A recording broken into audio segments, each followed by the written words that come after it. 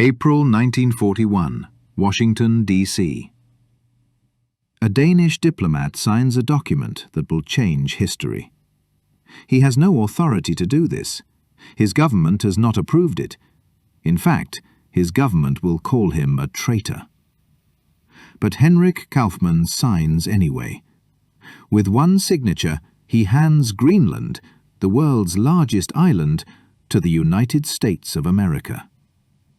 This is the story of how America secretly occupied a European territory, how one man defied his own government to do what he believed was right, and how the Arctic became a battlefield that most people have never heard of. This is America's secret occupation of Greenland. To understand what Henrik Kauffmann did, you need to understand what was happening in Europe. April 9, 1940. Germany invades Denmark. The invasion lasts 6 hours. 6 hours. By breakfast, Denmark has surrendered. King Christian X has no choice. His tiny country cannot fight the Wehrmacht. He orders his forces to stand down to prevent bloodshed. Denmark becomes an occupied nation, but it's a strange kind of occupation. The Germans allow the Danish government to continue functioning. The king stays on his throne. The parliament keeps meeting. It's called the policy of cooperation. Denmark cooperates with Nazi Germany to protect its citizens. But there's a problem. Denmark has territories far from Europe, the Faroe Islands, Iceland, and the largest of them all, Greenland. Greenland is enormous, 836,000 square miles, 80% covered in ice. Population in 1940, only about 17,000 people, mostly Inuit. It's a frozen wilderness at the edge of the world, and suddenly it becomes one of the most strategically important places on Earth. Here's why Greenland mattered. Look at a map. Greenland sits between North America and Europe. Any aircraft flying from the United States to Britain has to deal with the vast Atlantic Ocean. In 1941, most planes cannot make that journey in one flight. Greenland is the stepping stone, the refueling point, the bridge between the New World and the Old. Whoever controls Greenland controls the air route to Europe. And there's something else, something the Germans desperately want. Weather. The weather systems that affect Europe are born in the Arctic. If you can observe weather conditions in Greenland, you can predict what's coming to Europe days in advance. For military operations, this is priceless. Knowing if a storm is coming, knowing when the skies will clear for bombing raids, knowing when the seas will calm for naval operations. Hitler needs Greenland's weather, and he'll do almost anything to get it. Enter Henrik Kauffmann. Kauffmann is the Danish ambassador to the United States. He's been in Washington since 1939. When Germany invades Denmark, he faces an impossible choice. Does he follow orders from Copenhagen, orders that now come from a government cooperating with Nazi Germany? Or does he follow his conscience? Kauffmann makes his decision almost immediately. He refuses to recognize the authority of the occupied Danish government. He declares that he represents free Denmark, a Denmark that exists only in his mind and his heart. The government in Copenhagen is furious.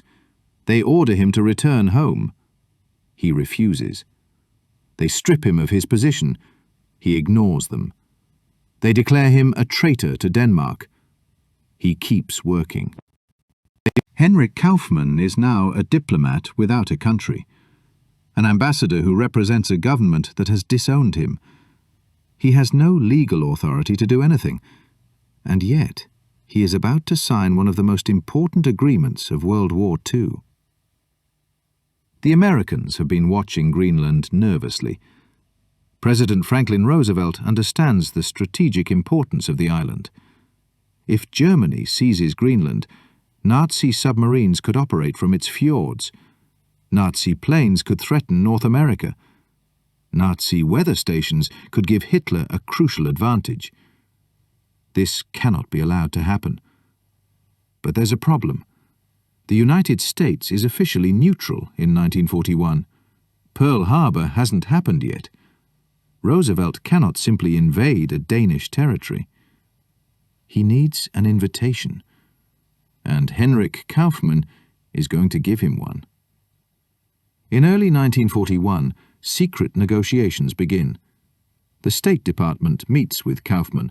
They discuss the defense of Greenland. Everyone in the room knows Kauffmann has no legal authority. The Danish government has explicitly forbidden him from making any agreements. He is acting entirely on his own. On April 9, 1941, exactly 1 year after Germany invaded Denmark, Henrik Kauffmann signs the Greenland Defense Agreement. The agreement gives the United States the right to build military bases anywhere in Greenland. American forces can defend the island against any threat. In exchange, the United States recognizes Danish sovereignty over Greenland. It's a brilliant piece of diplomacy. Denmark keeps Greenland on paper. America gets Greenland in reality. The reaction from Copenhagen is immediate and furious. The Danish government, still cooperating with Nazi Germany, denounces Kauffmann. They call him a traitor. They declare the agreement illegal and void. They sentence him to prison in absentia. But what can they do? They are under Nazi occupation. They have no navy to send, no army to deploy. Their protests are words on paper, nothing more. Henrik Kauffmann ignores them all. He continues working from Washington as if nothing has happened. The agreement stands. And American forces begin arriving in Greenland. The Americans waste no time. Within weeks of the agreement, the first troops arrive. Engineers, construction workers, military personnel.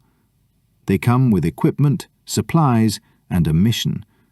Build bases capable of supporting the war effort. But building anything in Greenland is a nightmare. The terrain is brutal. Most of the island is covered by an ice sheet 2 miles thick. The coastline is a maze of fjords and glaciers. There are no roads, no infrastructure, almost nothing. Temperatures drop to -40. Winds can reach hurricane force. Ships can only reach certain harbours during a few months of the year. The construction season is painfully short. And yet the Americans build anyway. The bases are given code names: Bluie West for bases on the west coast, Bluie East for the east coast. Each base gets a number: Bluie West 1 near the settlement of Narsarsuaq, Bluie West 8 at Søndre Strømfjord, Bluie East 2 at a place the Americans call Ice Cap. These names appear on no public maps. Their locations are classified. The outside world knows almost nothing about what's happening. Bluie West 1 becomes the crown jewel of the operations. Located at the southern tip of Greenland, it sits in a sheltered fjord surrounded by mountains. The Americans build a runway long enough for heavy bombers. Hangars, barracks, fuel storage, a hospital, everything an airbase needs. At its peak, Bluie West 1 can handle hundreds of aircraft. Fighters, bombers, transport planes, all stopping to refuel on their way to Europe. In the middle of nowhere, America has built a small city. The numbers are staggering. By 1943, more than 10,000 American military personnel are stationed in Greenland. 10,000, on an island with a native population of 17,000. Think about that. American soldiers nearly equal the entire local population. They bring their own food, their own equipment, their own way of life. They transform Greenland. And they do something else, something vital to the war effort. The aircraft ferrying route. This is why Greenland matters so much. Planes built in American factories need to reach Britain, but the Atlantic is too wide for most aircraft to cross in a single flight. They need to stop for fuel. The route goes like this: United States to Greenland, Greenland to Iceland, Iceland to Britain. Each leg is manageable. Each stop has fuel waiting. Thousands of aircraft make this journey. Fighters, bombers, transports. They hop across the Atlantic like stepping stones across a river. And Greenland is the first stone. Without Bluie West 1 and the other Greenland bases, this would be impossible. Planes would have to be shipped by sea, disassembled in crates. It would take weeks instead of days, hundreds of aircraft instead of thousands. Greenland doesn't just help the war effort. Greenland makes the air bridge to Europe possible. But the Americans aren't the only ones interested in Greenland. The Germans want something the island has, and they're willing to risk everything to get it. Weather stations. The Germans need to observe Arctic weather patterns. These patterns will eventually become the weather over Europe. Predicting them is crucial for military operations. But Germany has a problem. The Allies control the seas around Greenland. Any German ship trying to reach the island risks being sunk. Any German base risks being discovered and destroyed. So the Germans do something audacious. They send secret expeditions to set up hidden weather stations on Greenland's coast. Operation Holzauge, Operation Bassgeiger, Operation Edelweiss. These are the code names for German weather expeditions. Small teams of men, usually fewer than a dozen, are dropped by submarine or ship on Greenland's remote eastern coast. They carry radio equipment, meteorological instruments, supplies for months. Their mission? Observe the weather, transmit data back to Germany, and not get caught. It's dangerous work. The Arctic is unforgiving. Equipment fails in the cold. Supplies run out. Men get sick. Some don't survive. And always there's the fear of discovery. American and Danish patrols are searching for them. If found, there's nowhere to run. The cat-and-mouse game continues throughout the war. The Germans establish stations. The Allies hunt for them. Some are found and destroyed. Others operate for months before being discovered. One German weather station transmitted data until 1944 before anyone found it. The most bizarre story belongs to a station called Edelweiss II. In 1944, the German supply ship for this station was damaged and had to be abandoned. The crew made it to shore with limited supplies. They radioed for help. Germany sent a rescue plane, but it crashed. Now there were even more Germans stranded. Eventually, they were picked up by a U-boat, but the whole episode showed how desperate the Germans were to maintain their presence in Greenland. And then there's the most incredible detail of all. One German weather station, called Schatzgräber, was so well hidden that no one found it until 1977, 32 years after the war ended. Its equipment was still there, waiting to be discovered. The Arctic keeps its secrets for a long time. The Danish sledge patrol deserves special mention.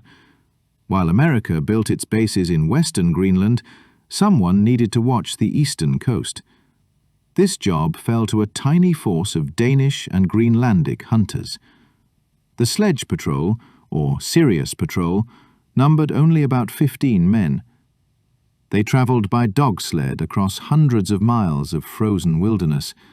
Their job? Watch for German activity.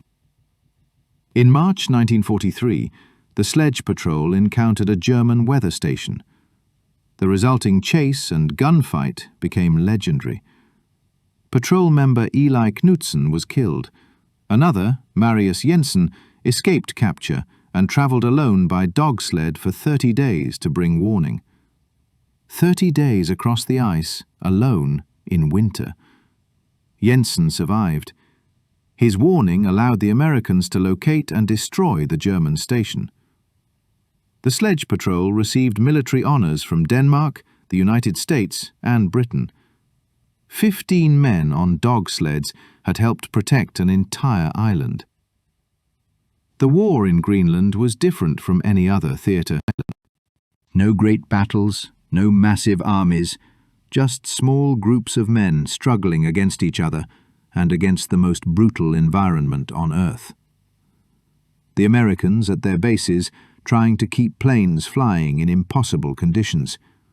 The Germans at their hidden stations trying to survive and transmit data.